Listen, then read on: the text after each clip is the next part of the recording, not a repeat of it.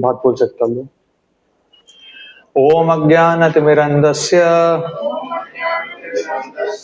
ज्ञानाञ्जनशलाकया चक्षुरुन्मिलितं येन तस्मै श्रीगुरुवे नमः। श्रीचैतन्यमनोभीष्टं स्थापितं येन भूतले स्वयं रूप कदा मह्यं ददाति स्वपदान्तिकम्। वन्देऽहं श्रीगुरु श्रीयुतपदकमलं श्रीगुरून् वैष्णवांश्च श्रीरूपं साग्रजातं सहगणा रघुनाथान्वितं तं सजीवम् साद्वैतं सावधूतं परिजनसहितं कृष्णचैतन्यदेवम् श्रीराधा कृष्णपादान् सहगणा ललिता श्रीविशाखान्वितांश्च हे कृष्णा करुणा सिंधु दीनबंधु जगत्पते गोपेश गोप्याकांत राधाकांत नमस्तुते। तप्त कांचन गौरांगी राधे वृंदावनेश्वरी वृषभानुसुते देवी प्रणमामि हरिप्रिये। वाञ्छाकल्पतरुभ्यश्च कृपा सिन्धुभ्येव च पतितानां पावनेभ्यो वैष्णवेभ्यो नमो नमः। जय श्री कृष्ण चैतन्य प्रभु नित्यानंद श्री अद्वैत गदाधर श्रीवासादि गौर भक्तवृंदा। हरे कृष्णा कृष्णा कृष्णा हरे हरे हरे राम राम राम हरे हरे। हरे कृष्णा।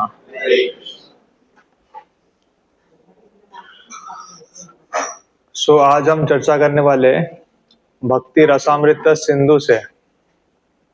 भक्ति रसामृत सिंधु रूप गोस्वामी जी ने लिखा था। ये बुक जो है ये अल्टीमेट गाइड है फॉर डिवोशनल सर्विस। ठीक है, तो लास्ट कुछ सेशंस में हमने महाभारत का डिस्कशंस किया था। Mahabharata is at a you can say at a basic level. Mahabharata के अंदर भगवत गीता आता है।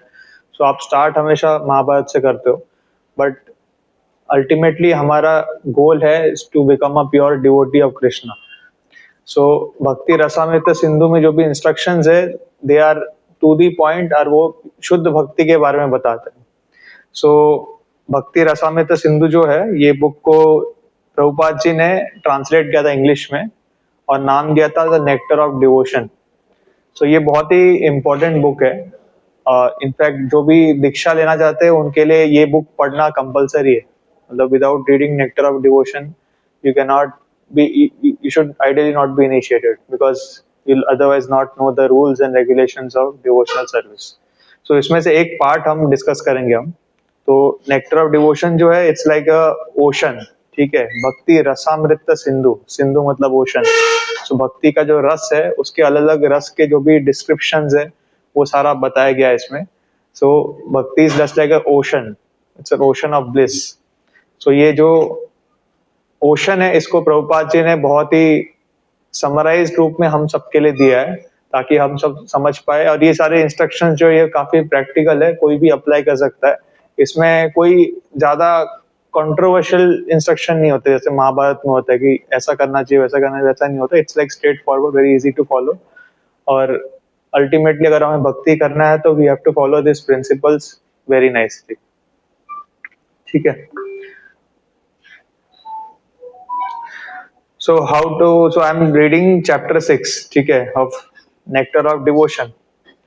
How to discharge devotional service. Srila Rupa Goswami states that his elder brother Sanatan Goswami has compiled Hari Bhakti Vilas for the guidance of the Vaishnavas, and therein has mentioned many rules and regulations to be followed by the Vaishnavas. Some of them are very important and prominent, and Srila Rupa Goswami will now mention these very important items for our benefit. The purport of this statement is that Srila Rupa Goswami proposes to mention only basic principles, not details. For example, a basic principle is that one has to accept a spiritual master. Exactly how one follows the instruction of a spiritual master is considered a detail. For example, if one is following the instruction of his spiritual master and that instruction is different from the instructions of another spiritual master, that is called detailed information. But the basic principle of acceptance of a spiritual master is good everywhere, although the details may be different. Srila Rupa Goswami does not wish to enter into details here, but wants to place before us only the principles. So यहाँ पे रूप Goswami 64 principles की बात करेंगे जो हमें follow करने चाहिए। ऑफ कोर्स इसके अंदर भी बहुत सारे डिटेल्स है, वो डिटेल्स फिलहाल इस चैप्टर में डिस्कस नहीं करेंगे, वो आगे जाके थोड़ा थोड़ा करके डिस्कस करते हैं आगे जाके। बट अभी के लिए all the simple principal 64 principles will be given down by रूप गोस्वामी। सो प्रिंसिपल्स क्या है वो देखते हैं। He mentions the basic principles as follows. First, accepting the shelter of the lotus feet of a bona fide spiritual master. This is the most important step in the path of devotional service. That is to accept the shelter of the lotus feet of a bona fide spiritual master. Without Guru, you can never make any progress. So I have spoken to many devotees, like before initiation, after initiation, what is the difference? So almost all of them agree, those who have taken shelter properly, those who are following rules properly, that after initiation only real bhakti starts. Initiation के पहले हम जो भक्ति करते हैं, that is like a preliminary चीज, एक type का एक्सपेरिमेंटेशन हम कर रहे हैं कि क्या ये प्रोसेस मुझे सही से जम रहा है कि नहीं जम रहा है, मेरे गुरु के इंस्ट्रक्शंस में फॉलो कर पा रहा हूँ या नहीं कर पा रही हूँ। So it's like a prelim.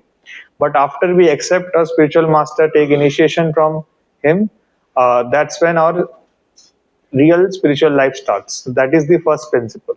So first, accepting the shelter of the lotus feet of a bona fide spiritual master. That is the most basic and सबसे ज़्यादा important principle, first principle. Second, becoming initiated by the spiritual master and learning how to discharge devotional service from him. This is the second step. First is accepting shelter. Second is getting initiated. So it is not so easy process getting initiated. Diksha lena utna easy nahi hai. You have to show a lot of commitment, lot of dedication. You might also have to pass some exams, written exams, whatever, or many tests on the way. So it's not so easy to get initiation. The reason is that the moment your spiritual master is giving you initiation, जैसे ही आपको दीक्षा दे रहे, then your spiritual master becomes responsible for you. So जब तक आप इस भौतिक संसार में हो तब तक आपके स्पिरिचुअल मास्टर भी भौतिक संसार में उनको आना पड़ेगा आपको निकाल के लेके जाने के लिए. So that's why a genuine spiritual master will not give initiation to everyone indiscriminately. वो परीक्षा लेने के बाद ही वो सबको देते हैं. Of course, spiritual masters are very kind. They give initiation to even fallen souls like us. But having said that, they should judge whether the person is sincere or not. अगर sincere है, वो सुधरना चाहता है तो ही उसको देना चाहिए. That is the qualification of a bona fide spiritual master. So second step is becoming initiated by the spiritual master and learning how to discharge devotional service from him. So we have to learn the process of devotional service from a spiritual master. This is very important. हम books में पढ़ सकते हैं. So these books are given, anyone can read, but same sentence, मतलब same paragraph अगर मैं पढूं, same paragraph अगर आप पढ़ो या कोई और पढ़े, सबका interpretation अलग अलग होगा. So then how do we know which is the correct process, right? So इसके लिए हमारे पास गुरु होना जरूरी है. We have to learn everything from the instructions of the guru, from the Vani of the guru. So that is important. Third, obeying the orders of the spiritual master with faith and devotion. This is important. So many times ऐसा होता है कि our spiritual masters come and we run to take their physical association. मतलब उनको देखने के लिए, उनका physical service करने के लिए हम बहुत उत्साही हो जाते हैं, which is of course very good thing. But having said that, Vani is more important than Vapu. So there are two words, Vani and Vapu. Vapu means physical association. सामने सामने है और सामने सामने आप सेवा कर रहे हो, आप एसोसिएशन कर रहे हो, that is called vapu. Vani is instruction. तो आपके गुरु के जो वाक्य, जो भी वचन है, वो जो भी इंस्ट्रक्शन आपको दे रहे हैं, वो आप फॉलो कर रहे हो या नहीं कर रहे हो. जब आपके गुरु नहीं है या फिर आपके सामने कोई है नहीं, आप अकेले हो, क्या वो चीज आप फॉलो कर रहे हो कि नहीं कर रहे हो. तो इसको बोलते हैं following the vani. Following the vani is much much much much more important than serving the vapu. तो प्रभुपाद जी जब पूरे विश्व में भ्रमण कर रहे थे, so many times what happens, he used to give initiation and go to some other city. So then the devotees used to ask, how can we get connected to you? So Prabhupada used to say, just read my books and follow what is given in the books, because this book is my Vani, it is my instruction. If you follow my instructions properly, automatically you and I will be connected by the holy name, by the holy sound. So that is the real process, being connected to the Vani. So following the instructions of the spiritual master is very important. It is the most important thing. ठीक है. So third क्या था? Obeying the orders of the spiritual master with faith and devotion. Fourth, following in the footsteps of great acharyas, teachers under the direction of the spiritual master. This is also important. So हमारा जो परंपरा है, तो हमारे परंपरा में हमारे गुरु महाराज आते हैं, श्रील प्रभुपाद आते हैं, भक्ति सिद्धांत सरस्वती ठाकुर आते हैं, गौर किशोर दास बाबा जी आते हैं, भक्ति विनोद ठाकुर जी आते हैं, जगन्नाथ दास बाबा जी आते हैं. ऐसे there is a unbroken line of discipline succession. So we have to follow that those acharyas, those teachings faithfully. So after initiation when we are chanting, एक पर्सन नॉर्मल चैंट कर रहा है और एक पर्सन इनिशिएटेड है एंड चैंटिंग कर रहा है, इन दोनों में फर्क क्या होता है? डज एनीवन नो क्या फर्क होता है? What is the difference? कोई भी एक नॉर्मल पर्सन है, वो हरे कृष्णा महामंत्र चैंट कर रहा है, और एक इनिशिएटेड पर्सन है, वो हरे कृष्णा महामंत्र चैंट कर रहा है. Externally it seems the same, both are chanting the mahamantra, but there is a huge difference between them. Can anyone guess?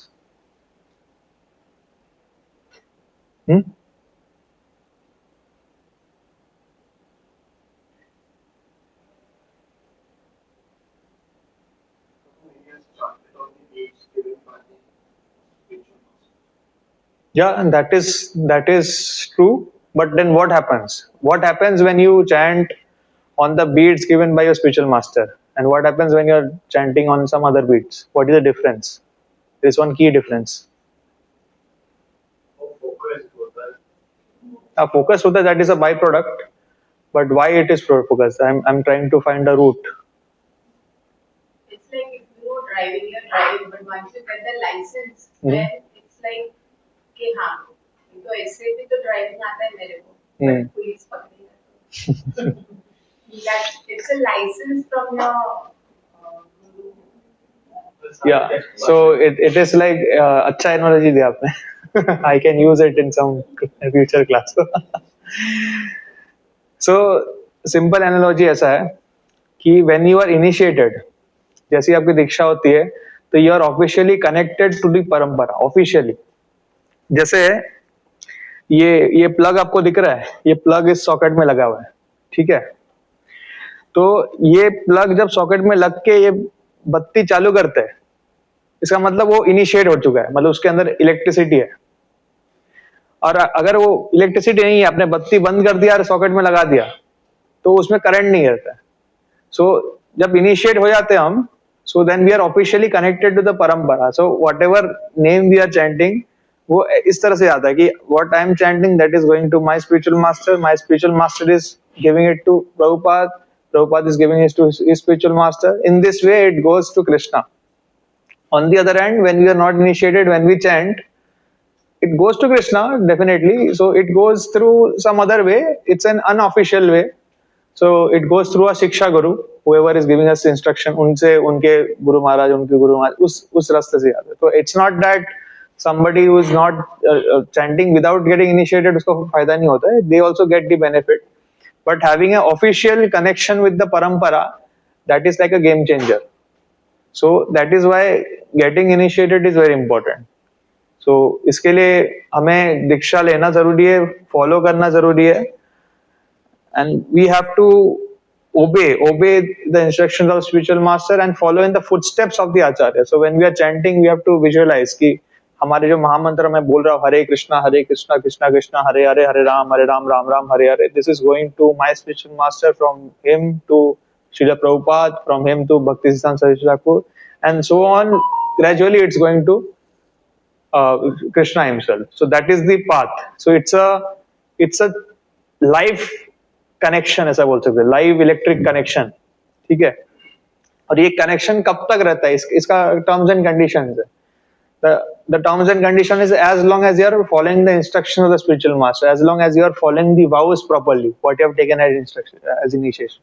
अगर कोई फॉलो नहीं कर रहा है या फिर vows फॉलो नहीं कर रहा है, तो क्या होता है कि ऐसे डेड प्लग जैसा बन जाता है, मतलब प्लग तो लगा है पर इलेक्ट्रिसिटी नहीं है, वैसा हो जाता है. Then that person becomes like non initiated only.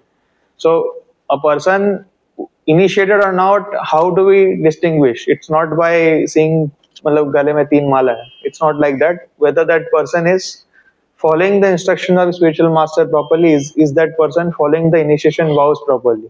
If he is doing that, then it means that he is initiated and he is connected to the parampara. Very important है. Then fifth, inquiring from the spiritual master how to advance in Krishna. So we have to inquire from our spiritual master very submissively. Submissively is important. So when we are going and presenting some inquiry, तो there is a etiquette कि सब ऐसे जाके ही ना किसी से question ideally नहीं पूछना चाहिए. We should first perform some service, or at least sit on in the class or do something, some seva, and then go and approach. That is the etiquette of asking questions. So इसके regarding there was one incident. So Srila Bhaktisiddhanta Saraswati Thakur, the spiritual master of Srila Prabhupada, एक बार उनके आश्रम में एक बहुत ही अमीर, मतलब बहुत ही ऐसे रिच मैन का बेटा आया था और बहुत परेशान हो गया था, बहुत परेशान था, मतलब उनका कुछ फैमिली प्रॉब्लम चल रहा था, उनकी वाइफ के साथ झगड़ा हुआ था, तो वो आया था और वो सीधे आया मतलब भक्तिसिद्धांत सरस्वती ठाकुर के सामने और बोला कि I have some questions, can I ask you. So Saraswati Thakur ने उनको देखा कि मतलब he has come, he is distressed but he is not in a purified state. So उन्होंने बोला कि yeah, definitely you can ask me a question, but आप उसके पहले ना let's please can you do some सेवा, the request किया. तो ठीक है, क्या करना है. तो उन्होंने बोला कि इधर इतने सारे बर्तन है, ये भक्तों का प्रसादम हुआ था, आप जाके ना इनको घिसिए. सो थोड़ा और रिक्वेस्ट है कि he was like a very rich man son. ठीक है, मतलब समझ लो अंबानी का बेटा है यार, उनको आप बोल लो कि बर्तन घिसो, but he was a humble person. तो उन्होंने बोला ठीक है, मैं आई विल डू दैट सेवा.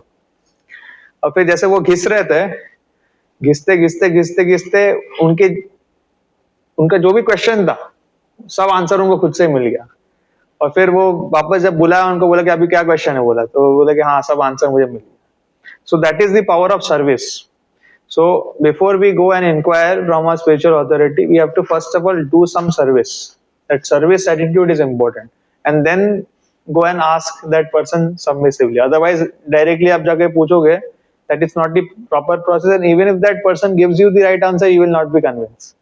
So this is the way we have to inquire, very submissively and after performing service. ठीक है. The sixth, being prepared to give up anything material for the satisfaction of the Supreme Personality of Godhead, Shri Krishna. This means that we are engaged in a devotional service of Krishna. We must be prepared to give up something which may not like to give up. And also we have to accept something which may not like to accept. This is important. Okay? So we must be prepared to give up anything material to serve Krishna. Okay? So how to do that in practical life? Anything you do, you just see whether doing this thing will bring me closer to Krishna or will it make me go away from Krishna. ये आप filter use कीजिए. If that thing is making you going away from Krishna, you have to stop it. If it's making you come towards Krishna, then do it. Simple चीज है. आपको ज्यादा सोचना नहीं है. आपको खाली ये question पूछना है. If I am doing this activity, am I coming closer to Krishna or going away from him? If we are going away, stop. If you are coming, yeah, definitely we should do.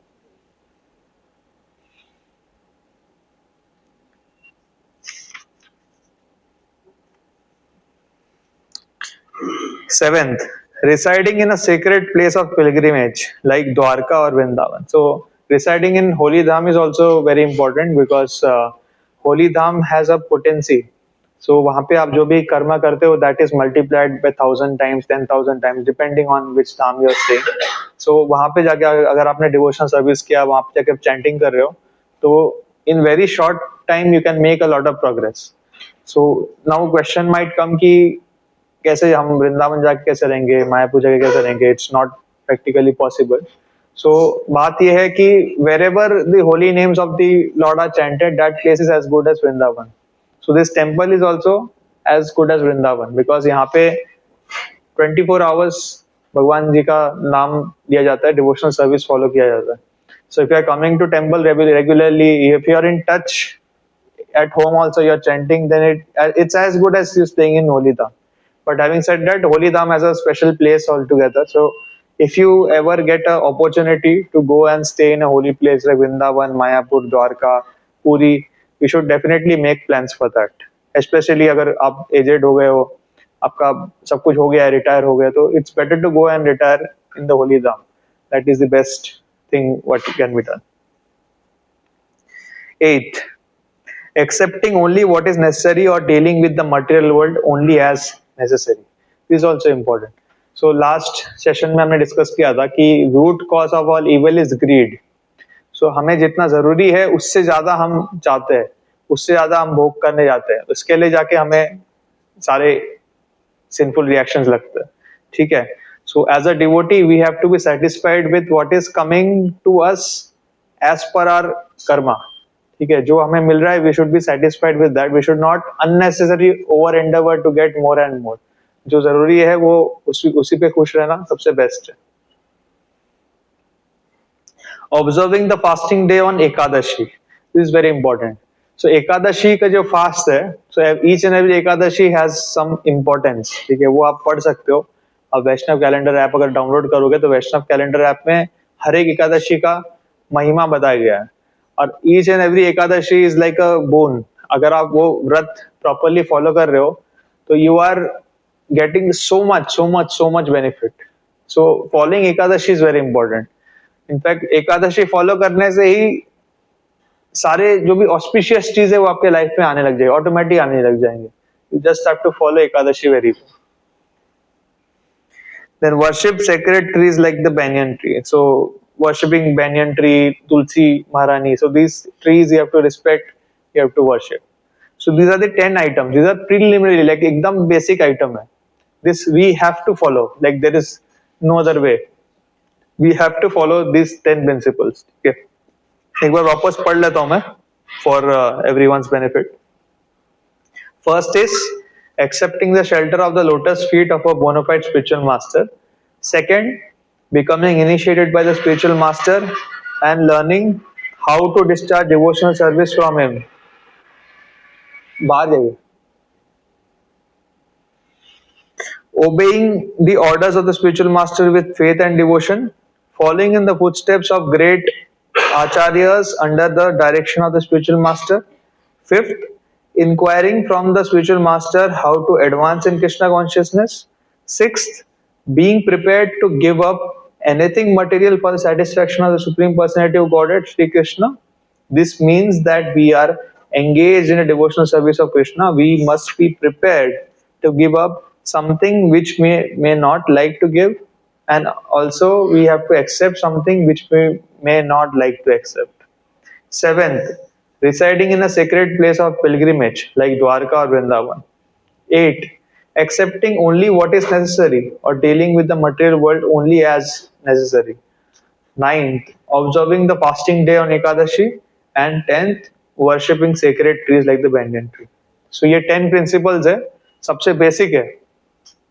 So let me pause here. यहाँ तक किसी को कोई question है क्या? उसके बाद और भी principles है. Hare Krishna Prabhu. या हरे कृष्ण माता जी. Prabhuji, as you were saying that there is one of the rules that we have to reside in Holy Dham. Yeah. And I heard in a lecture of Srila Prabhupada that when he was giving initiation, he was telling in that lecture that wherever anyone who serves Krishna is present, at that very place, Vrindavan is also there because Lord Krishna is in the heart of that person. And wherever that person is present, Vrindavan is also present. So is it right if we chant the holy name in front of Prabhupada's photo or our Guru Maharaj's photo? That is... Yeah, definitely we should. So we should go to Prabhupada quarters and chant. So we have Prabhupada quarters here in ISKCON Ju. We have one in Vrindavan. If you have your Guru Maharaj Samadhi, definitely you should go and chant. And yeah, we discussed that, right? Wherever devotees are, that place is as good as Vrindavan. So you can be in any temple or in association of devotees and chant. That is as good as staying in holy place or holy dham. So what is the special feature of actually going to the place Vrindavan or place Mayapur and chanting there? What is the special significance or the special feature of the actual song? The thing is that ideally one should go to Vrindavan or Mayapur. If that is not possible, then you can be anywhere. But if you are preaching, so somebody who is preaching, who is going around the world for preaching purpose, for him, like, it doesn't matter where he is. But for others in general, it's better to be in a holy place like Vrindavan and Mayapur because it has that kind of potency. The holy place has that potency which makes it much easier for us to practice devotional service. We starting from the sand, isn't it? Raj. You get Vrindavan का रज भी मिलेगा तो the sand, the tree, the people there, वो तो पूरा means you're on Krishna land only. Here we are in our house, we can build. Once we go off, we are disturbed. Yeah. But there, nobody will let you forget Krishna. That's why I think that is the. Yeah. So when as people enter, they पूरा रज लगा देते हैं. We are now in a safe land. Yeah, so there are benefits. Yeah. Then there are some cautions also. So if we are not qualified and we are staying in a holy dham, then we may fall down much faster. It's Then not a very serious devotee. Yeah. To stay there. yeah. So in general, like it is advised that at our current stage, we should not reside in Vrindavan or Mayapur for more than 1 or 2 weeks, because if we start residing there for a long time, we'll start considering that place like a material place. और वहाँ पे जाके वैसे ही काम करेंगे जैसे मुंबई में करते हैं, तो उससे हमारा ज़्यादा प्रॉब्लम बढ़ जाता है. So unless we are at that stage, we should ideally not go.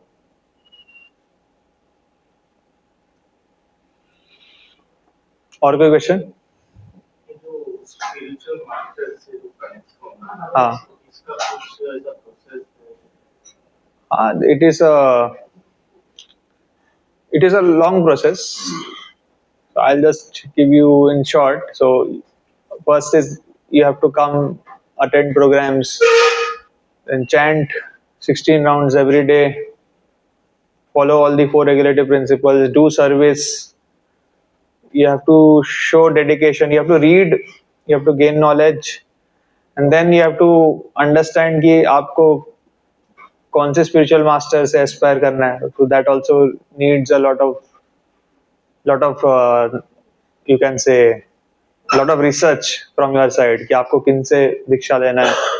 Then once you decide, you have to go and take shelter from the spiritual master. You have to serve under him for some time, and then when he is happy, and when your representative like your Shiksha Guru is happy, then initiation is given. So that is the way initiation is given here. The reason being, अगर किसी को भी दीक्षा मिल जाए तो it is bad for that person also, and it's more bad for the spiritual master. So ये process है, इसके अंदर भी बहुत डिटेल्स है, वो मैं आपको बाद में बताऊँ. ठीक है. The guru only chooses that. हम लोग कितना भी बोलेंगे ना, हाँ, या it is the guru who will come himself and he will choose you. या Even for Prabhupada ji also, he was like told, "Okay, you," where he went and said, "Make me the disciple." in case of Prabhupada ji, when he met His Holiness Bhaktisiddhanta Saraswati Thakur for the very first time, in the first meeting only he had accepted him as spiritual master internally, that this is the person whom I want to surrender. And later on, by the grace of his other god brothers, he was told to take initiation. But this is something which happens internally. For everyone, it's different. मतलब सबके लिए process अलग होता है, but ultimately it depends on your sincerity. So if somebody is sincere, somebody really wants to surrender, then he will get someone who is equally genuine as guru. If somebody wants shortcut initiation चाहिए, तो उनको भी वैसे ही shortcut वैसा मिलेगा. So it all depends on your attitude, how much surrendered you are. ठीक है. Okay. So these are the 10 preliminary necessities for beginning discharge of devotional service in regulative principles. In the beginning, if a neophyte devotee observes the above mentioned 10 principles, surely he will quickly make quick advancement in Krishna consciousness. The next set of instructions is listed as followed. So now the next 10. First 10 हो गया, we next 10. ठीक है. First, one should rigidly give up the company of non-devotees. Mahabharat में हमने कुछ तो पढ़ा था इसके बारे में. किसी को does anyone remember this? We read something. One should rigidly give up the company of non-devotees. Why?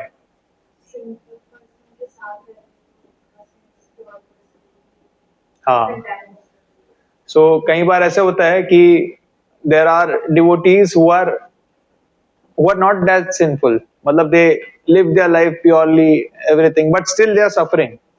Why? Because they must be living with a family जो बहुत sinful activities कर रहे हैं. तो आप जिनके साथ रहते हो उनका एक शेयर आपको मिल ही जाता है. You cannot avoid that. So that is why it's very important to not associate with non-devotees as much as possible. Of course, एकदम zero करना may not be practically possible, but to keep it as minimum as possible. This is very important. So one should rigidly give up the company of non-devotees. One should not instruct a person who is not desirous of accepting devotional service. ठीक है, ये भी थोड़ा controversial है. तो यहाँ पे लिखा गया है कि अगर कोई चाहता नहीं है भक्ति करने, तो हमें उसको नहीं बताना चाहिए भक्ति के बारे में. ठीक है. Why is it written like this? कोई बताना चाहेगा? कोई अगर भगवान का भक्ति करना नहीं चाहता तो उसको बताना नहीं चाहिए. ऐसा क्यों है? हमारा टाइम वेस्ट होगा. हाँ, टाइम वेस्ट तो होगा, वो तो है, बट और भी कुछ चीजें हो गई. प्रभु जी, इट इज पॉसिबल दैट हमारा कॉन्शियस भी खराब हो सकता है. हाँ, वो तो डेफिनेटली है कि वो फिर हमें ही सिखा देंगे, ऐसे भी हो सकता है, बट और भी कुछ चीजें हैं. अगर वो ब्लास्फेमी करेंगे तो हमारा फेथ कम हो जाएगा. हाँ, वो भी है. और हाँ, वो भी हो सकता है. So simple principle is that कि अगर आप भगवत गीता में पढ़ोगे, so in the 18th chapter Krishna himself is telling Arjun कि ये जो मैंने आपको ज्ञान दिया है, this is not to be given for people who are envious of me, ठीक है। जो मतलब कई लोग ऐसा भी होता है कि कृष्णा का नाम सुन के ही वो बहुत कुछ गाली वाली देते हैं, या फिर ये टेम्पल सुनते ही वो बहुत कुछ उल्टा सीधा बोलते हैं। तो ऐसे लोगों को हम सिखाने जाएंगे ना, तो हमें ही उल्टा पाप लग जाएगा, ऐसा है, because we are giving it to someone who doesn't deserve, ठीक है। सो ये जो भक्ति है, this is like a priceless gem, ठीक है, डायमंड जैसा है, ठीक है। ये सबके लिए नहीं है। Of course, devotees are like very merciful. They give it to everyone, but still देते समय थोड़ा आपको सोचना है कि कौन कैसा है। ऐसा नहीं कि किसी को भी दे देना है। You have to be merciful, but at the same time not be so merciful कि वो आप पे ही रिटर्न आ जाए, ठीक है। तो वो एक फाइन बैलेंस होता है, that you will understand only after years of experience, after preaching, after talking with many people, ठीक है। वो बैलेंस फाइन लाइन कहाँ पे ड्रॉ करना है, ठीक है। But having said that, Chaitanya Mahaprabhu का मिशन ऐसा है कि जो भी दिखे उनको हरि नाम दे दो, ठीक है। हरि नाम सबको देना है। उन्होंने जगह मदई को भी दे दिया था, ठीक है। वो उनका मूड है, ठीक है। उसी मूड से प्रभुपाद जी ने इस्कॉन स्टार्ट किया। इसके लिए आप देखो कि ये टेम्पल सबके लिए खुला है, कोई भी आ सकता है। बट हैविंग सेड दैट, हमें ये सब प्रिंसिपल्स भी पता होना चाहिए। ऐसा ना हो कि हम ऐसे लोगों के पीछे टाइम वेस्ट करें कि जो बाद में हमें ही प्रॉब्लम क्रिएट करते हैं। तो we have to be very careful, ठीक है। One should not be very enthusiastic about constructing costly temples or monasteries, ठीक है।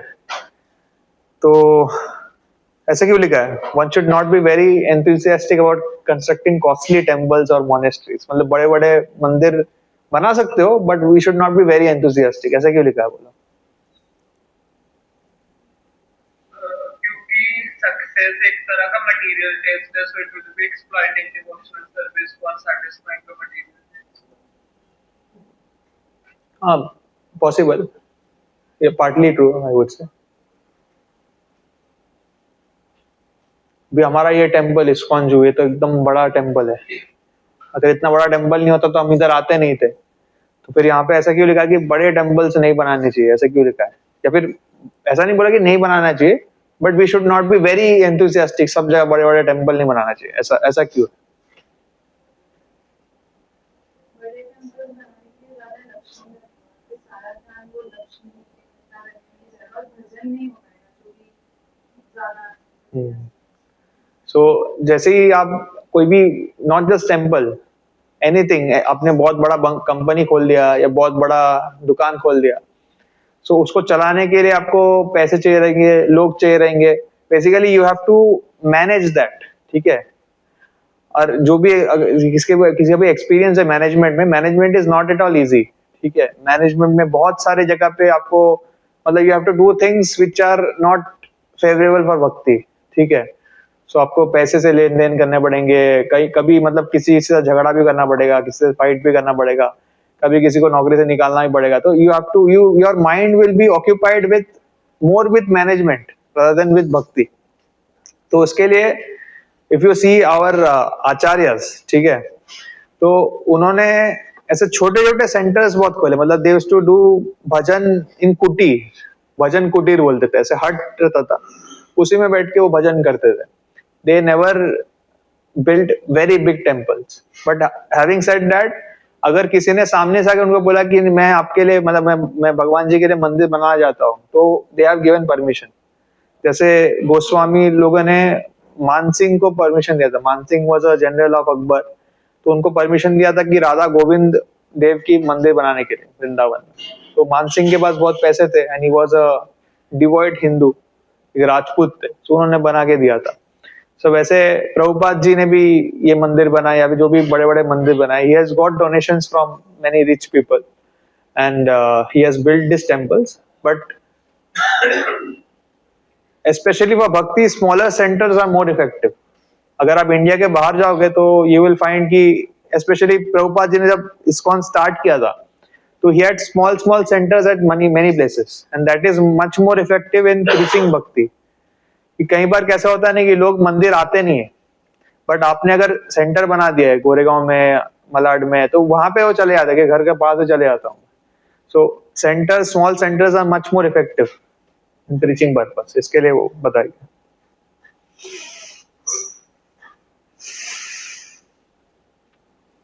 फिर फोर्थ है, one should not try to read too many books, nor should one develop the idea of earning his livelihood by lecturing on or professionally reciting Srimad Bhagavatam or Bhagavad Gita. ये भी important है. One should not read too many books. ऐसा क्यों लिखा है? यहाँ पे प्रभुपाद जी बोल रहे you should read my books, you should read my books, but यहाँ पे लिखा है one should not read too many books. What does Rupa Goswami want to say?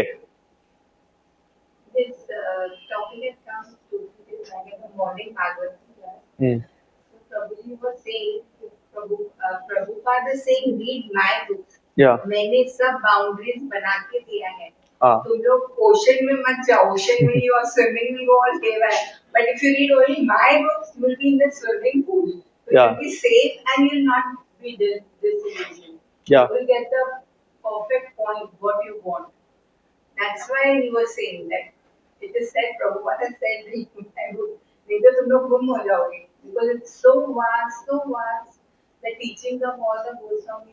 I mean, this point was very heartening to hear. Okay, right, it is right. The more you read, the more disillusioned. अरे ऐसे कैसे ऐसे? This book ना perfect है. So अगर आप में से किसी ने अगर इंडिपेंडेंट स्टडी किया महाभारत का, फिर जितने पुराण है वो सब पढ़ोगे अगर, तो लास्ट में आप इतना कंफ्यूज हो जाओगे ना, आपको कुछ समझेगा ही नहीं क्या करना चाहिए क्या नहीं करना चाहिए. कि एक जगह पे लिखा है कि ये करो ये मत करो, कहीं और जगह लिखा है कि वो करो ये मत करो. So what we have to understand कि सारे इंस्ट्रक्शंस का है ना एक कॉन्टेक्स्ट था. वो कॉन्टेक्स्ट हम नहीं समझते. कोई भी चीज मतलब करना चाहिए या नहीं करना चाहिए, it depends on context, it depends on the person किसको इंस्ट्रक्शन दे रहे. ठीक है, तो ये सारी चीजें एक प्रॉपरली रियलाइज सोली समझ सकते हैं. So that's why Prabhupada ji ने जो शास्त्रों का जो ट्रांसलेशन करके हमें दिया है, that is a very proper literature. So in with in Prabhupada books you can read anything, that's okay. But even within Prabhupada books, like there is one caution कि ऐसा नहीं कि आप कुछ भी पढ़ने लग जाओ. There are different levels. ठीक है, जैसे जब टेम्पल में कोई फर्स्ट टाइम आता है, सो इट्स ऑलवेज रिकमेंडेड कि आप प्रभुपाद की जो स्मॉल बुक्स है वो पढ़िए. ठीक है, beyond birth and that, perfect question perfect answer, फिर on the way to Krishna. So ये सब स्मॉल बुक्स जो है ये आप पढ़िए, क्योंकि ये स्मॉल बुक्स प्रभुपाद जी ने इस तरह से लिखा है कि कोई भी समझ सकता है. फिर एक बार आपके स्मॉल बुक्स हो गए, next book you should read is Bhagavad Gita. And Bhagavad Gita you have to finish. Before finishing Bhagavad Gita you cannot go to other books. ठीक है, वरना like what many times what happens is लोग भगवद गीता थोड़ा पढ़ के छोड़ देते हैं, फिर भागवतम में चले आते हैं. भागवतम में भी 10th कैंटो में चले आते हैं डायरेक्टली, जहाँ पे कृष्ण लीला है. सो अल्टीमेटली इससे होता क्या है कि पीपल गेट मोर कंफ्यूज्ड. उनको समझ में नहीं आता क्या है भक्ति, क्योंकि 10th canto of Shrimad Bhagavatam is like the top most. मतलब भक्ति का अगर आप लेवल्स बनाओ, मतलब first grade, second grade, third grade, ऐसे करके पोस्ट ग्रेजुएट के भी ऊपर जाओगे तो वो जाके वो श्रीमद् भागवतम का 10th कैंटो आता है. जहाँ से स्टार्ट करना है वहीं से. People were saying don't read that book and I was Yeah. thinking I will read. But after reading some pages, I got so much disgusted. Right for them and for me, पहले का सब पढ़ लो. Yeah. So 10th canto is the top most stage. वो 10th canto तक पहुंचने के लिए उसके पहले 9 कैंटोस दिए गए. So we have to read that in sequence. सबसे पहले हमें भगवद गीता फिनिश करना है, वो that is like non negotiable, reading all the 18 chapters of Bhagavad Gita. उसके बाद ही हमें श्रीमद् भागवतम में आना. श्रीमद् भागवतम का first canto is very important, क्योंकि उसमें प्रभुपाद जी ने पूरा पेज बना के रखा. उसके बाद canto by canto you have to go and read the Shrimad Bhagavatam. उसके बाद आपको चैतन्य चरितमृत टच करना है. Chaitanya Charitamrita is also at a different level. अगर कोई नया डिवोटी आया चैतन्य चरितमृत पढ़ने लगे ना, उसको कुछ नहीं समझेगा. उसको लगे क्या चल रहा है, मतलब व्हाट इज दिस, ऐसा. So Chaitanya Charitamrita is considered to be postgraduate study. So even within Prabhupada books, you have to know the sequence.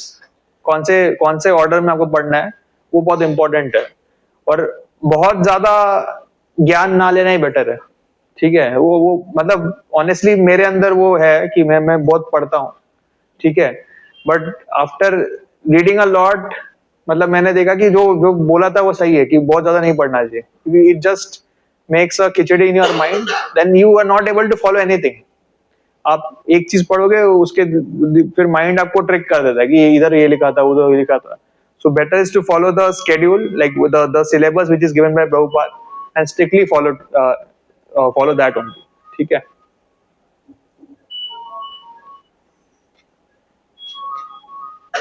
Nor should one develop the idea of earning livelihood by lecturing on or professionally reciting Srimad Bhagavatam और Bhagavad Gita. So कई सारे लोग ऐसे भी है जो ऐसे मतलब प्रोफेशनल बन जाते हैं. जैसे गांव में होता है ना, भागवत सप्ताह होता है, तो वो आते हैं, भागवतम रीडिंग करते हैं एक हफ्ते के लिए, उसमें ऐसे अलग अलग कहानियां बताते हैं, कृष्ण लीला बताते हैं, और फिर वो पैसे चार्ज करते हैं. ठीक है, तो that is a not good thing. ठीक है. One should not be neglectful in ordinary dealings. किसका फोन बज रहा है?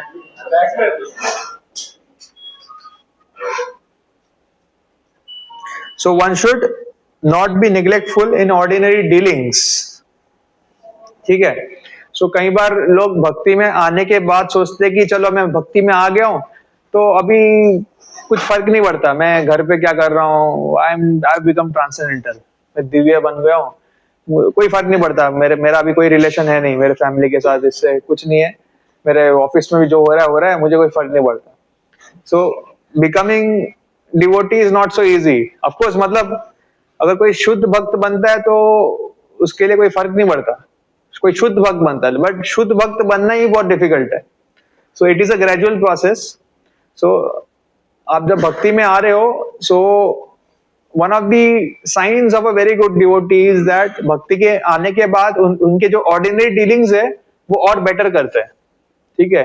अगर कोई स्टूडेंट है तो भक्ति में आने के बाद वो पढ़ाई और अच्छा करता है. कोई जॉब करता है तो भक्ति में आने के बाद वो जॉब का जो एग्जीक्यूशन है वो और अच्छा करता है. कोई फैमिली मैन है तो भक्ति में आने के बाद उसके फैमिली की ड्यूटीज और अच्छे से निभाता है. So that is the sign of true progress. अगर आप भक्ति में प्रॉपरली कर रहे हो तो आपका ऑटोमेटिकली जो ऑर्डिनरी डीलिंग्स है वो भी बेटर होना चाहिए. So this I am talking about the starting stage. ठीक है. तो तभी आपको समझेगा कि आपका भक्ति प्रॉपर हो रहा है. स्टार्टिंग स्टेज की बात कर रहा हूं. और कोई बहुत महाभागवत लेवल पे हो जाता है तो अलग बात है. At a very high stage उल्टा हो जाता है, ये जो लॉ है उल्टा हो जाता है. ठीक है, तो वो उसके बारे में बाद में बात करते हैं. ठीक है. One should not be under the spell of lamentation in loss or jubilation in gain. So a devotee has to be equanimous. Life में कुछ अच्छा हो गया तो बहुत उछल कूद नहीं करना चाहिए. Of course you can celebrate, but बहुत ज्यादा उछल कूद नहीं करना चाहिए. अगर कुछ खराब हुआ तो बहुत ज्यादा दुख भी नहीं करना चाहिए, because you have to know that this is temporary. ठीक है, ये जो भी चीजें हो रहे हैं, it is in relation with this body. एक बार ये बॉडी चले जाएगा, then these things don't matter. ठीक है. So any devotee, he has to be equanimous either in gain or loss. One should not disrespect the demigods. ये भी important है. So कई बार ऐसे होता है जो लोग आते हैं भक्ति में इनिशियली, तो उनको समझ जाते हैं हाँ Krishna is a supreme personality of godhead, हमें Krishna is a root, so let me only worship Krishna, which is of course correct. But आपको ये भी समझना है कि अगर आपके घर पे ऑलरेडी कुछ प्रथा है कि इनका पूजा करना है, उनका पूजा, तो आप अचानक से उसको चेंज नहीं कर सकते हो. So you have to do that gradually. ठीक है. So one simple way is that आप एक प्रॉपर ऑल्टर बनाइए जहाँ पे as per our Vaishnav standards you have the deities, and you can keep another altar जो आपका मतलब जो फैमिली ट्रेडिशन उस हिसाब से आप रख सकते हो. That is a good way कि आप दो सेपरेट ऑल्टर ही बना दो. एक ऑल्टर में दोनों मिक्स मत कर दो, तो ना इधर के रहोगे ना उधर के, ऐसा हो जाएगा. ठीक है. And why we should not disrespect the demigods? Because demigods are devotees of Krishna. ठीक है? So Krishna loves his devotees more than himself. So अगर कोई कृष्णा के डिवोटी का इंसल्ट करता है तो it's much like Krishna will take it more in a more negative way than somebody insulting Krishna. So you have to be very careful. So आप जब भी जा रहे हो, if you're going to any Lord Shiva temple, just offer obeisances. You're going to Durga Mata Mandir, offer obeisances. Now we understand only Chandramantan to be under Durga Maya, Lord Shiva and Ganpati. Yeah. If we are looking coming, Yeah. they are looking after us. Yeah. So point is that we have to respect. So we should respect. There is no need to follow their vows. वो vows follow करने की जरूरत नहीं है. If you're doing Ekadashi or falling for relatives, that is more than enough. But have some respect. One should not give unnecessary trouble to any living entity. ये important है. एक भक्त जो होता है, ये सभी लिविंग एंटिटी जितने भी जीव है सबको समदर्शन से देखते हैं, सर इक्विएनिमस व्यू से देखते हैं, because he only sees the soul. So आपको किसी भी जीव को अननेसेसरी हानि नहीं पहुंचाना है. तो this is also one of the argument why no meat eating is there, because we don't want to unnecessarily harm some living entity. ठीक है? तो वैसे you have to be very careful, like unnecessary किसी भी living entity, not just living entity, मतलब ऐसा even within humans, we should not unnecessarily trouble anyone. Ninth, one should carefully avoid the various offenses in the chanting the holy name of the Lord or in worshipping the deity in the temple. So there are 10 offenses to the holy name. वो आप हमें ideally रोज ही पढ़ना चाहिए. When we are chanting, we have to be mindful of that. जब आप भगवान के दर्शन करने जा रहे हो तो भगवान के सामने भी मतलब you have to be respectful. ठीक है? ऐसे नहीं सोचना है कि ये एक स्टोन का पत्थर है तो क्या है, मतलब मैं कुछ भी कर सकता हूँ. मतलब हम ऐसे बोलते नहीं है, बट कई बार हमारे बिहेवियर से ऐसे लगता है कि भगवान सामने है ही नहीं, ऐसा लगता है. When you are going to the temple you have to be cognizant of the fact कि भगवान स्वयं आपके सामने खड़े हैं. तो भगवान के सामने हमें किस तरह से होना चाहिए. So that is the way we have to behave in front of deities. Now it's like considered to be an offense.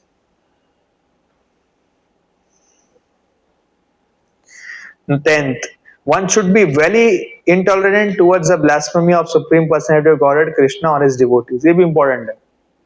So अगर कोई कृष्णा का निंदा कर रहा है या कृष्णा के किसी भक्त का निंदा कर रहा है, so we should not tolerate it. ठीक है? So what should we do?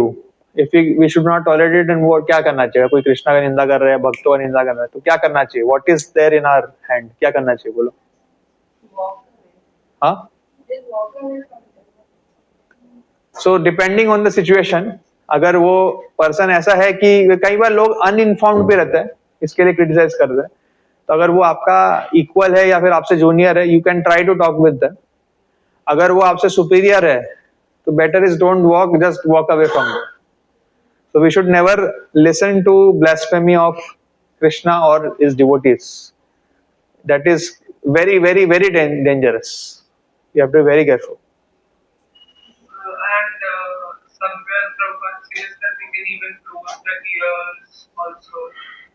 Sorry?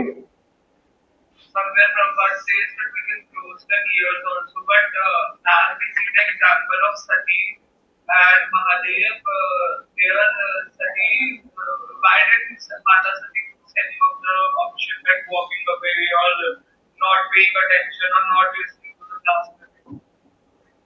So, if you read the scripture, if somebody is blaspheming the Lord or his devotees, first principle is that you should kill that person. Okay? If you read Srimad Bhagavatam, Sati says that only. Though you are my father, like you are blaspheming Lord Shiva. So ideally, as per Shastra, I should kill you. But I cannot do because I have received this body from you. So the second principle is I should kill myself. Okay? And that she did. And if that is not possible, third option is you should walk away. So for us, first two options are anyway not possible. Killing anyone who is blaspheming or killing ourselves is not possible. So third option is walking away. For Sati, it was possible. Sati could have killed Daksha also if she wanted, but she couldn't do that. That's why she killed herself.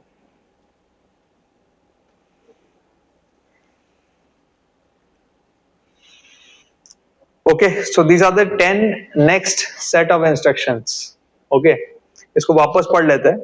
So first 10 हमने पढ़ा था, next 10 वापस पढ़ते हैं. One should rigidly give up the company of non-devotees. One should not instruct a person who is not desirous of accepting devotional service. One should not be very enthusiastic about constructing costly temples or monasteries. One should not try to read too many books, nor should one develop the idea of earning his livelihood by lecturing on or professionally reciting Srimad Bhagavatam or Bhagavad Gita. One should not be neglectful in ordinary dealings. One should not be under the spell of lamentation in loss or jubilation in gain. One should not disrespect the demigods. One should not give unnecessary trouble to any living entity. One should carefully avoid the various offenses in chanting the holy name of the Lord or in worshipping the deity in the temple. One should be very intolerant towards the blasphemy of the Supreme Personality of Godhead Krishna or his devotees. So these are the 10 principles. Let me pause here. यहाँ तक किसी को question है? Yes. Why is it you were telling that?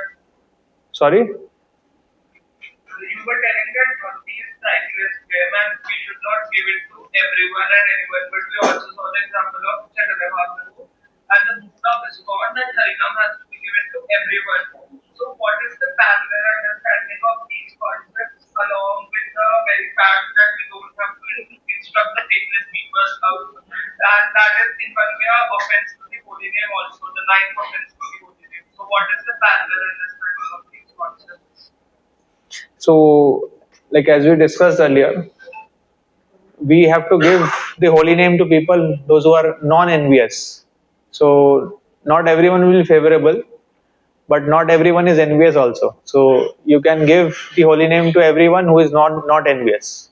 And it's like a very fine line. It cannot be put in words. How do we identify if somebody is envious or not? That will come only by experience. Once you preach, once you talk to many devotees, you will understand whom to preach and whom to not to preach. So that comes only by experience. Like you were telling that if someone is blaspheming the Lord or his devotees, and if that person is uninformed and he's a Jew, we can try explaining. So uninformed is one way non-envious only. Yeah. But if someone knows everything but still blasphemes, that is envy. Yes.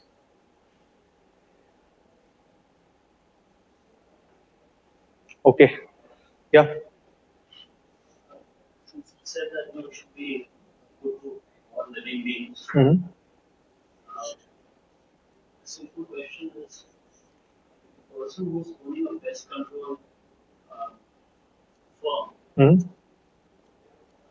he is doing exactly opposite of what is said. And even his employees are part of his sinfulness, we call it, Mm. from this particular juncture. Yeah. How does one? So there are many occupations which are by nature sinful. Pest control is still fine, I would say. It is sinful, but not as sinful as maintaining a slaughterhouse or having some other business which involves killing animals, torturing animals. So in general, it is advised for devotees to be in a profession where we are not injuring other living entities directly. Otherwise, it becomes very difficult for us to progress in bhakti.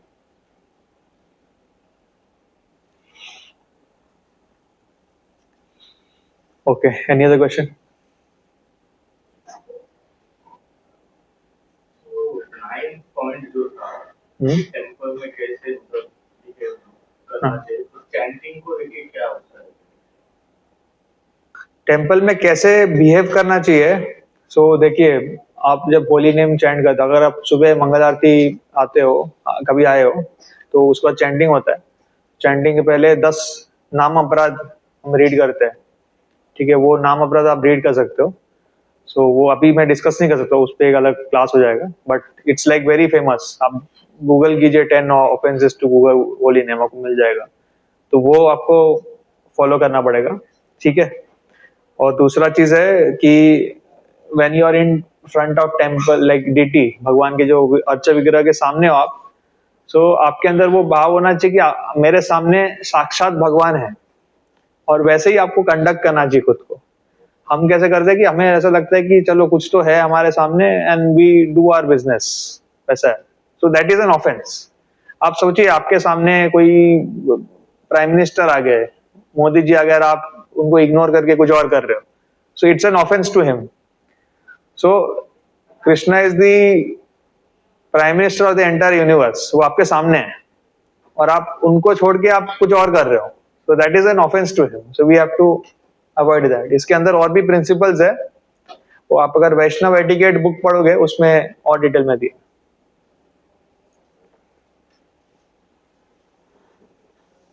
Yes,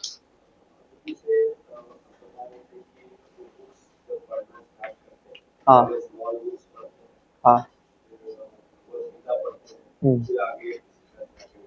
हाँ भगवत गीता जब पढ़ते हैं आधा चीज तो याद ही नहीं रहता, राइट? क्या करना है आगे दूसरा बुक पढ़ना है या फिर क्योंकि 2-3 बार हम पढ़ के देखे वो 10-15% से ज्यादा दिमाग में रहता है। वो तो हम सबका दुर्भाग्य है कि हमने कलयुग में जन्म लिया है। सो कलयुग में हम सबका मेमोरी बहुत वीक है। अगर आप प्रीवियस एजेस में देखोगे तो पहले ऐसे बुक्स का कॉन्सेप्ट ही नहीं था। गुरु जी एक बार बोलते थे, सब सुनते ही उनको बयाट हो जाता था, और फिर वो कभी भी आप पूछो वो मंत्र बोल देते थे। बट कलयुग आते ही सबका मेमोरी वीक होने लग गया, अभी और वीक होने लग गया है। Only option we have is to read again, ठीक है। बट इससे मतलब आपको याद नहीं रहता है तो ये आपको रोकना नहीं चाहिए कि आगे नहीं पढ़ सकता, वैसा नहीं होना चाहिए। मतलब आपको समझ में आ गया है ना, if you understand it then you can go ahead. वो आपका कॉल है कि आपको समझ रहा है कि नहीं। अगर आपको नहीं समझ रहा है तो आपको आगे नहीं जाना चाहिए। आपने एक बार पढ़ लिया, आपको समझ गया है, तो आप आगे जा सकते हो, वैसा है। भले याद ना रहे, आप वापस पढ़ोगे तो वापस याद आ जाएगा। इनफैक्ट ये बुक्स ऐसे है ना कि जितने बार आप पढ़ोगे ऐसा लगेगा कि नया चैप्टर पढ़ रहा हूं। मतलब आपने पढ़ा भी रहेगा फिर भी आपको लगेगा कि ये मैंने पहले नहीं पढ़ा था, क्योंकि दीज आर अनलिमिटेड, इनका नेचर ही वैसा है। सो फुल भगवत गीता किसी को याद कलयुग में हो पाना बहुत मुश्किल है। ऐसे डिवोटीज है जो जिनको याद है, बट बहुत रेयर है। So that is okay.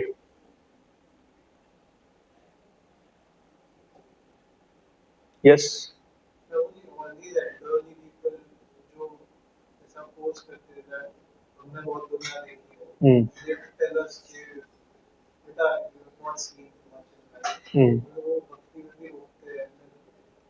उनकी नॉलेज ट्रेडिशन वाइज या एंसेस्ट्री वाइज डिराइव होती है, तो फिर उस सिचुएशन में एक्सप्लेन करना चाहिए दैट। देखो सिंपल है, आपसे उम्र में बड़े हैं, ठीक है, उनके नजर से आप बच्चे हो, ठीक है। उनको आप समझाओगे तो वो कुछ और मीनिंग सोचेंगे, वो सोचेंगे कि ये रिबेल बन गए। तो उनके साथ आर्गुमेंट नहीं करना है, बोलना है ठीक है चलेगा, आप जो बोल रहे हैं मैं वो करूंगा, लेकिन करना है जो इधर लिखा है, वैसा वो है। तो आर्गुमेंट नहीं करना है। आप किसको समझा सकते हो? जो आपका इक्वल है, या फिर जो आपके जूनियर है, या फिर कोई उम्र में भी बड़ा हो, अगर वो आपको सुपीरियर मानता है तो फिर आप उनको समझा सकते हो। लेकिन कोई आपको बच्चा समझ रहा है तो उसको आप नहीं समझा सकते। तो आपको उनको बोलना ठीक है, हाँ मैं फॉलो करूंगा, और फिर जो इधर लिखा है वो फॉलो करना, बस।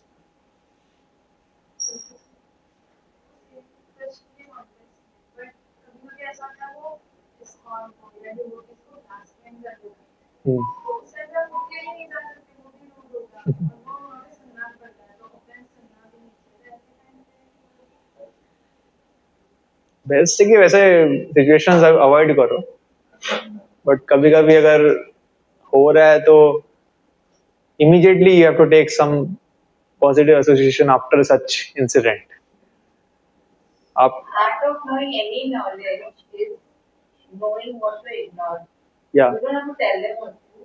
Just ignore it. उनको पता भी नहीं चलेगा कि आपने कुछ बोला. We have to learn this art. क्या छोटा है क्या बड़ा हो.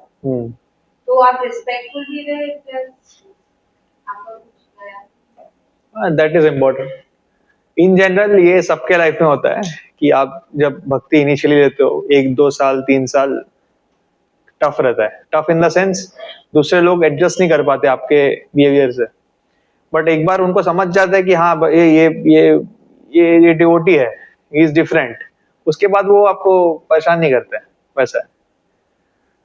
तो वो सबके लाइफ में. Will never allow you to become devotee. Devotee का काम है कि आप समझ जाओ and you do and you will be successful.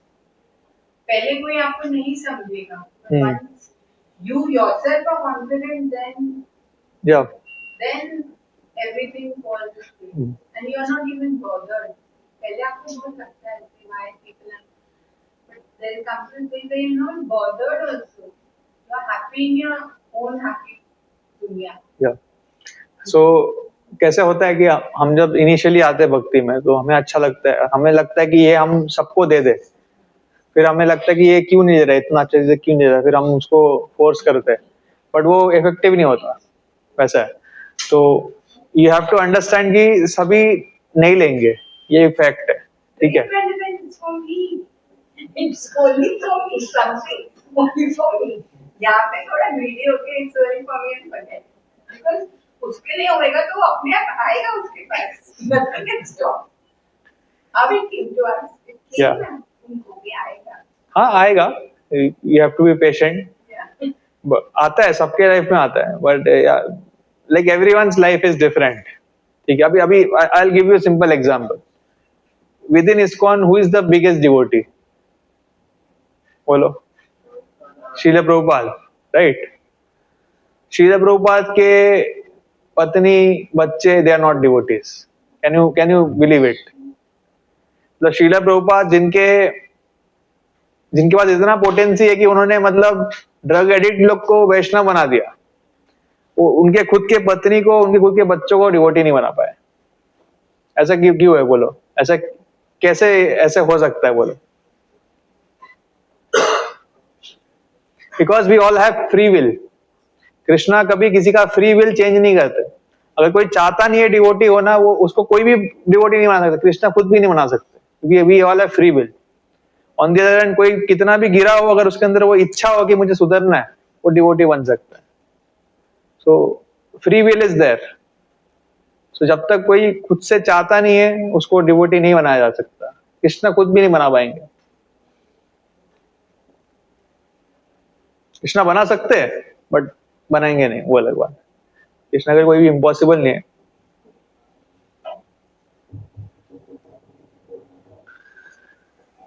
Okay. सो आज जैसे 64 टॉपिक तो दिया था, 64 प्रिंसिपल, लेकिन 64 प्रिंसिपल एक दिन में कर पाना मुश्किल है. सो आज का दिन हमने 20 लिया है. सो देखते हैं नेक्स्ट जब भी सेशन होगा, we will discuss the remaining 44. ठीक है. लेकिन ये जो 20 हमने डिस्कस किए हैं, these are like very important because these are the basics. एकदम बेस, फर्स्ट 10, नेक्स्ट 10. इसके ऊपर बाकी के 44 बिल्डअप होंगे. तो ये एक टाइप का मतलब रूट, हमने रूट कवर किया, आज थोड़ा स्टेम कवर किया. अभी ऊपर जाके हम स्टेम का ब्रांचेस देखेंगे, फ्लावर्स, लीव्स वगैरह देखेंगे. ठीक है. एक बार चेक करो प्रसादम का अरेंजमेंट हुआ है क्या? आ गया क्या? नीचे देख क्या वो हॉल वगैरह खुला है कि नहीं?